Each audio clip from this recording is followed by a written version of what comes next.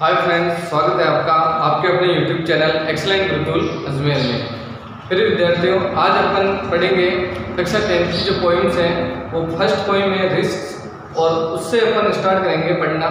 आज मैं आपको इस वीडियो के अंदर इस पोइम के बारे में बताऊंगा, इस पोइम को अच्छे तरीके से समझाऊंगा, तो आप इस वीडियो को एंड तक देखिए और इसके बाद में पोइम से जो भी क्वेश्चन आंसर आते हैं वो भी क्लियर करवाएंगे। एंड एक्सप्लेनेशन, रेफरेंस और कॉन्टेक्स्ट से रिलेटेड जो भी अपनी व्याख्या से संबंधित जो हिंदी में प्रश्न आते हैं, वैसे इंग्लिश में आते हैं, स्टैंजा दी हुई होती है, उसमें से रेफरेंस, कॉन्टेक्स्ट और एक्सप्लेनेशन अपन को लिखना पड़ता है। तो उसका भी मैं आपको बहुत ही शानदार तरीके से बताऊंगा कि कैसे कैसे अपन उसको अच्छे तरीके से कर सकते हैं, या फिर अपन को मान लो कोई स्टैंजा याद नहीं हो तो अपन कैसे जुगाड़ करके अपन नंबर लेके आ सकते हैं, उसके बारे में भी मैं आपको बताऊंगा। ठीक है ना? तो वीडियो को आप स्किप मत करना, इस वीडियो को पूरी जरूर देखना।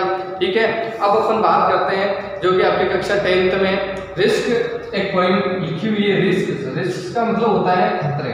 क्या मतलब होता है? खतरे। ये जो पोइम लिखी गई है ये किनके द्वारा लिखी गई है? जनेट लैंड के द्वारा लिखी गई पोइम है। ये एक बहुत ही शानदार यानी प्रेरक कविता है। इस कविता के अंदर या इस पोइम के अंदर मतलब ये बताया गया है, कवि ये बताना चाह रहा है इसके अंदर कि ये जो संसार है वो जोखिमों से भरा हुआ है, रिस्क है, इसमें बहुत सारे खतरे हैं, खतरों से भरा हुआ है। यानी कि कवि ये कहना चाहता है कि प्रत्येक क्रिया में चाहे अपन कुछ भी करें उनमें सब में खतरे हैं। कवि यहाँ पे ये कहना चाह रहे हैं कि यहाँ तक कि मतलब हंसना भी एक खतरा है ना, रोना एक खतरा है, मतलब हर चीज में। तो इससे जो पोइम है इसका केंद्रीय भाव ये है कि अपन अगर मान लो लाइफ में कुछ उपलब्धि हासिल करना चाहते हैं या कुछ अचीवमेंट चाहते हैं, अगर अपने लाइफ में कुछ बड़ा करना चाहते हैं या अपन सफलता हासिल करना चाहते हैं तो अपन को खतरे लेने ही पड़ेंगे। अगर अपन खतरे नहीं लेंगे तो अपन छोटे मोटे दुखों से या संकटों से बच सकते हैं। लेकिन इसका मतलब ये नहीं है कि अपन रिस्क ही नहीं लें, क्योंकि अगर रिस्क नहीं लेंगे तो अपन सक्सेस नहीं हो पाएंगे, सफल नहीं हो पाएंगे। तो कवि ये कहना चाहता है कि सफल होने के लिए आपको रिस्क लेना ही जरूरी है, तभी आप सफल हो पाएंगे। तो देखते हैं इस पोएम के बारे में कि कवि क्या कहना चाह रहा है। देखो इसमें लिखा हुआ है, टू लाव is to risk appearing the fool, to लाव is to risk appearing the fool, to weep is to risk appearing sentimental, to reach out for another is to risk involvement, to expose feeling is to risk exposing your true self, to place ideas and dreams before a crowd is to risk being called naive। ठीक है, अब यहाँ पे अपन देखो सबसे पहले hard वर्डों के बारे में पढ़ लेते हैं ताकि ये इसका जो एक्सप्लेनेशन है वो बहुत इजी हो जाएगा, है ना। तो हार्ड वर्ड देखते हैं इसमें। जैसे लाफ है, लाफ का मतलब होता है हंसना। क्या मतलब होता है? हंसना। जैसे अपेयरिंग मतलब होता है दिखाई देना। फूल का मतलब होता है मूर्ख व्यक्ति। वीप मीन्स होता है रोना। से सेंटिमेंटल का मतलब होता है भावुक होना या फिर भावुक, emotional. To reach out for another, ये पूरा एक साथ वर्ड है, इनका मतलब होता है किसी की मदद के लिए तैयार रहना। एक्सपोज का मतलब होता है उजागर होना, है ना, उजागर। फीलिंग्स का मतलब होता है भावनाएं। क्राउड का मीन्स होता है भीड़। योर ट्रू सेल्फ होता है अपनी वास्तविक स्थिति। और नाइव का मतलब होता है भोला या फिर अनुभवी। अगर ये हार्ड वर्ड अपन को पता रहते हैं तो अपन को इसको समझने में आसानी होगी, और अपन जो भी करेंगे रेफरेंस, कॉन्टेक्स्ट या क्वेश्चन आंसर तो अपन इजी वे में कर सकते हैं इनकी वजह से। अब देखिए इनका अर्थ समझते हैं अपन। कवि यहाँ पे कहना चाह रहा है कि to laugh is to risk appearing the fool, कि हंसना, जो हंसना के आप सभी जानते हैं कि साधारण सी क्रिया है ना, और सभी हंसते हैं, आप भी हंसते होंगे, मैं भी हंसता हूँ, सभी हंसते हैं और हंसना भी चाहिए। ठीक है ना। बट कवि यहाँ कहना चाह रहा है कि हंसना एक साधारण क्रिया है, लेकिन फिर भी इसमें भी रिस्क है। इसमें भी मनुष्य को ये लगता है कि मुझे ये क्या रिस्क अपेयरिंग द फूल, यानी कि मुझे दुनिया द्वारा मूर्ख कहे जाने का खतरा है। बोले पागल हो रही होगी, मूर्ख हो रही होगी, है ना, क्या हंसता जा रहा है ना, इस टाइप से कहने का खतरा है। जबकि हंसना आप भी जानते हैं, मैं भी जानता हूँ कि स्वाभाविक क्रिया है। तो कवि ऐसे कहना चाह रहा है कि टू लाव is to risk appearing the fool, यानी कि हंसना एक सहज क्रिया है, लेकिन फिर भी इसमें भी डर है। किसका? मूर्ख कहे जाने का डर है, मूर्ख कहे जाने का खतरा है। To weep is to risk appearing sentimental. Weep means होता है रोना और सेंटिमेंटल होता है, सेंटिमेंटल मीन्स भावुक। तो यहाँ पे कवि ये कहना चाह रहा है कि रोना भी एक रिस्क है ना, इसमें भी अपन को भावुक कहे जाने का खतरा है कि बोले ये भावुक है, इमोशनल हो गया, छोटे दिल के वो रोते नहीं है, इस टाइप से कहने का खतरा है। तो रोने में भी खतरा है। फिर आगे कवि ये कहना चाह रहा है कि to reach out for another is to risk involvement. To reach out for another यानी कि किसी की मदद के लिए तैयार रहना, is to risk involvement. Involvement मतलब होता है भागीदारी, इन्वॉल्वमेंट मतलब क्या होता है भागीदारी, यानी कि अगर अपन किसी की मदद के लिए तैयार रहते हैं बिना किसी स्वार्थ के, फिर भी उसमें भी ये खतरा है कि लोग बाग ये कहेंगे कि तुम्हारा कुछ ना कुछ हित है। यानी कि कहने का मतलब ये है कि लोग ये सोचेंगे कि आपको कुछ ना कुछ जरूर इससे लाभ मिल रहा है, तभी आप इसकी मदद के लिए तैयार हो। यानी कि बिना स्वार्थ के कोई किसी के लिए काम नहीं करता। अगर अपन करना भी चाहें तो भी ये कहे जाने का खतरा है। फिर है to expose feeling is to risk exposing your true self. To expose feeling, expose मतलब होता है उजागर होना और फीलिंग्स मतलब भावनाएं। Is to risk exposing your true self, यानी कि कभी ये कहना चाह रहा है कि यदि अपन अपनी फीलिंग्स या भावनाएं किसी के साथ में शेयर करते हैं या किसी को अपन बताते हैं, है ना, तो उसमें भी एक रिस्क है। Is to risk exposing your true self, यानी कि अपनी वास्तविक स्थिति अगर अपन किसी को बता देते हैं या अपनी वास्तविक स्थिति अपन बताते हैं तो अपने राज भूलने के या फिर अपनी जो स्पष्टवादिता जो अपनी नीति है उसके उजागर होने का अपन को खतरा रहता है। To place ideas and dreams before a crowd is to risk being called naive. Crowd यानी भीड़ होता है ना, और आइडियाज यानी विचार और ड्रीम्स यानी सपने। यदि अपन अपने स्पष्टवादिता के तौर पे अपने सपने या विचार किसी भीड़ के समक्ष बिफोर ए क्राउड यानी भीड़ के सामने अगर अपन बताएं या किसी को भी बताएं तो अपन को क्या लगता है इसमें भी अपन को नए यानी कि भोला या फिर अनुभवहीन कहे जाने का खतरा है। कि यदि अपन किसी को अपने आइडियाज बताएं या फिर अपन अपने सपने बताएं, विचार बताएं, तो भी भीड़ के सामने अपने को किसका खतरा है, अनुभवहीन या फिर भोला कहे जाने का खतरा है। अब इसका दूसरा स्टेंजा अपन देखते हैं। इसका दूसरा जो स्टेंजा है वो लिखा हुआ है अपने पास, to love is to risk not being loved in return, to live is to risk dying, to hope is to risk disappear, to try is to risk failure, but risk must be taken because the greatest hazard in life is to risk nothing। इसको समझाने से पहले मैं आपका hard word बता देता हूँ उसमें कि रिटर्न का मतलब होता है वापस मिलना या फिर अपन बोल सकते हैं प्रत्युत्तर। रिटर्न का मतलब क्या होता है, प्रत्युत्तर या फिर वापस मिलना। लाइव यानी होता है जीवित रहना, लाइव का मीन्स क्या होता है जीवित रहना, और डाइंग मीन्स होता है मर जाना। ऐसे ही डिसअपियर का मतलब होता है पूर्ण निराशा, डिसअपियर मीन्स पूर्ण निराशा। ऐसे ट्राई मतलब होता है कोशिश करना, किसी काम को करने के लिए कोशिश करना, ट्राई। मस्ट बी टेकन का मतलब होता है अवश्य लेना चाहिए या फिर अवश्य लेनी चाहिए। बिकॉज मीन्स होता है क्योंकि, और ग्रेटेस्ट हजार मीन्स होता है जोखिम, ग्रेटेस्ट हजार मीन्स हुआ बड़ी जोखिम।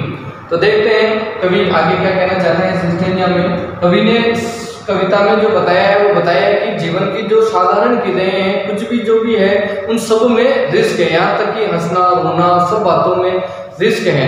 तो आगे से स्टेंजा में कवि कहना चाहता है कि to love is to risk not being loved in return, यानी कि प्रेम करना प्यार करना भी अपने आप में एक रिस्क है। इसमें भी एक जोखिम है कि not being loved in return की प्रत्युत्तर में अपन को वापस क्या पता प्रेम मिलेगा या नहीं मिलेगा, तो ये भी अपने आप में एक रिस्क होता है। तो ये कहना चाह रहा है इसमें to live is to risk dying, to live is to risk dying, यानी कि आगे कवि कहना चाह रहा है कि अपन जीवित रहते हैं, जीवित रहने में भी मृत्यु का खतरा है। डाइंग यानी मर जाना, जीवित रहने में भी किसका खतरा है, मृत्यु का खतरा है। सिर्फ प्रकार to hope is to risk disappear, अगर अपन टू होप मतलब होता है आशा, होप का मीन्स होता है बच्चों आशा।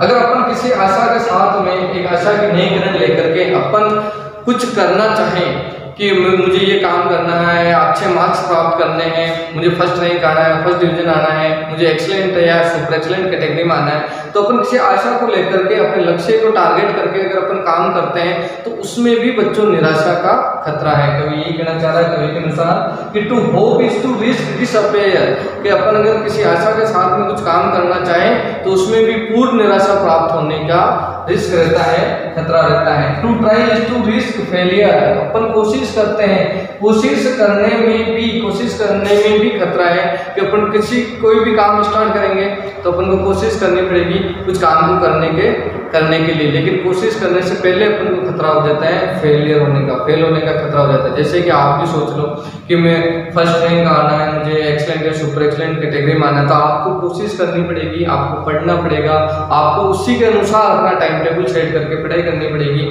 लेकिन अगर आप कोशिश ही नहीं करें तो आप ये तो फिक्स है कि अगर आप कोशिश ही नहीं करोगे तो आप बिल्कुल है कि आप टारगेट को अचीव नहीं कर पाओगे। लेकिन आप कोशिश करने से पहले आपके माइंड में ये विचार आते हैं, ये थिंकिंग आती है कि कहीं हम फेल नहीं हो जाए, कहीं हम अपने लक्ष्य को प्राप्त कर पाएंगे या नहीं कर पाएंगे, तो रिस्क लेना ही चाहिए।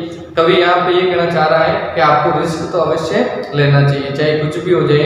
अब जैसे आप सोचो कि मुझे एक्सीलेंट कैटेगरी में या सुपर एक्सीलेंट कैटेगरी में आना है और मुझे रिस्क लेनी पड़ेगी इसके लिए, तो चलो आपने सुपर एक्सीलेंट या एक्सीलेंट की सोचा, कोई बात नहीं, आप सुपर एक्सीलेंट नहीं आ पाए तो एक्सीलेंट कैटेगरी पे आओगे, एक्सीलेंट कैटेगरी पे नहीं आओगे तो उससे नीचे आओगे, लेकिन आओगे तो सही। जब आप कोशिश ही नहीं करोगे, कुछ करोगे ही नहीं, तो फिर तो फिक्स है कि आप कुछ भी नहीं कर सकते।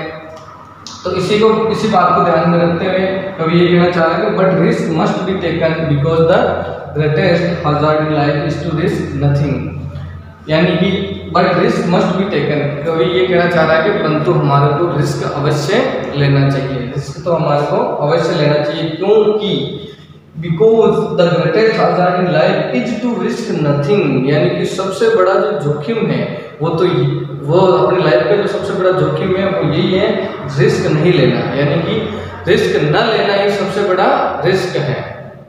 तो कभी यहाँ पे ये कहना चाहता है कि अपन को लाइफ में अगर रिस्क नहीं लेकर के अपन छोटा मोटा जो दुख आता है या कष्ट आता है, संकट आता है, उससे बच सकते हैं, लेकिन अपन सफल नहीं हो सकते हैं, सक्सेस नहीं हो सकते हैं। अगर आपको एक्सीलेंट या सुपर एक्सीलेंट कैटेगरी में आना है तो बच्चों आपको रिस्क लेनी ही पड़ेगी। रिस्क लेने में आपको कोई पहाड़ तो उठाना नहीं है, क्यों आपको कोई पहाड़ उठाना है, ये काम करना है, वो काम करना है, क्या रिस्क है आपके सामने? तो छोटी सी रिस्क है कि किताबें उठानी है और पढ़ना है। तो लगे रहो मुन्ना भाई, और आपको मुझे पता है, मुझे आप पे विश्वास है कि आप अपने लाइफ में बहुत कुछ कर सकते हैं, क्योंकि कोई लोग खुद को पता नहीं होता है कि मेरे अंदर कितनी आग है, मेरे अंदर कितनी शक्ति है। तो वैसे ही आप अपनी क्षमताओं को, अपनी कैपेसिटी को, अपनी योग्यता को पहचानो और कर दिखाओ कुछ ऐसा कि दुनिया करना चाहे आपके जैसा। जैसा कि किसी विद्यार्थियों अपन ने नेक्स्ट जो पिछली वाली स्टेंजा पढ़ी थी उसमें कवि ये कहना चाह रहा है कि हर चीज़ों में मतलब खतरा होता है, यहाँ तक कि हंसना, रोना, बोलना, चलना, खाना पीना सब में खतरा है, और तो और प्यार करने में भी खतरा है। कैसे? वो सॉन्ग तो आपने सुना ही होगा, क्यों किसी को वफा के बदले वफा नहीं मिलती, क्यों किसी को प्यार के बदले प्यार नहीं मिलता, ये प्यार में ही क्यों होता है। सुना आपने? तो ऐसा है, मतलब उनको भी खतरा रहता है, यानी कि प्यार करने में भी खतरा होता है कि मतलब क्या होगा। तो अब इस स्टेंजा में देखते हैं अपन, इस स्टेंजा में कवि क्या कहना चाह रहा है? कवि कहना चाह रहा है कि the person who risk nothing, does nothing, has nothing, is nothing and becomes nothing. They may avoid suffering and sorrow, but they cannot learn, feel, change, grow, love, life. Chained by their solitude, they are slaves. They have fortified their freedom. Only a person who is truly free. अपन इसके बारे में देखते हैं। Hard words इसमें nothing, nothing का means होता है कुछ भी, नथिंग का मीन्स क्या होता है? कुछ भी। अवॉइड यानी बचना, और सफरिंग यानी होता है कष्ट या फिर पीड़ा। इसी प्रकार ग्रो, ग्रो मीन्स होता है विकसित होना, और अपन देखते हैं पर्सन का मीन्स होता है व्यक्ति, या हु यानी कि जो, है ना। अब यहाँ पे सोरो मीन्स होता है दुख, सोरो का मीन्स क्या होता है दुख, चेन मतलब होता है कि बंद कर या फिर बंधा हुआ, सब्स्टिट्यूट मतलब होता है निश्चित होने का भाव या फिर निश्चितता की भावना, स्लेव यानी होता है गुलाम या फिर अपन यूं बोल सकते हैं दास बोल सकते हैं गुलाम। 45 मतलब होता है 45 मतलब होता है खो देना या फिर गंवा देना। अब देखते हैं कि यहाँ पे कवि जनेट रेन क्या कहना चाहते हैं, ये भी ध्यान रखना फिर विद्यार्थियों को रेफरेंस में ये नाम अपने काम आएगा कि अपन लिखते हैं ना this lines have been taken from the poem risks composed by Janet Rand या फिर रिटन बाय जनेट रेन, तो ये भी अपन को ध्यान रखना। तो यहाँ पे जो कवि है जनेट रेन वो ये कह रहे हैं कि the person who risk nothing, वे व्यक्ति जो कुछ भी रिस्क नहीं लेता है, कुछ भी जोखिम नहीं लेता है, डज नथिंग, डज मतलब करना, यानी कि वे कुछ भी नहीं कर पाता है, वे कुछ भी नहीं कर सकता, हैज नथिंग नहीं वे कुछ बन पाता है और नहीं वे कुछ कर पाता है, is nothing and becomes nothing, वे कभी भी अपनी लाइफ में जो व्यक्ति रिस्क नहीं लेगा वे न तो अपनी लाइफ में कुछ कर पाएगा और न अच्छे से जीवन जी पाएगा, यानी कुछ भी नहीं कर पाएगा, न कुछ पे है, न उसका कोई अस्तित्व है और न कुछ उसका अस्तित्व होगा। तो ये भी आप पे डिसाइड करता है, मतलब कभी ये कहना चाहता है कि जिस व्यक्ति को कुछ करना है, अपना नाम करना, अपना अस्तित्व, अपनी पहचान लंबे टाइम तक बनाए के रखनी है तो उसको रिस्क लेना चाहिए और रिस्क लेकर के सफल होना चाहिए ताकि लोग उसके ना होने के बाद में उसको युगों युगों तक याद करते रहें। फिर बोल आगे कवि ये कहना चाह रहा है कवि दे में अवॉइड सफरिंग एंड सोरो but they can not learn feel change grow love life.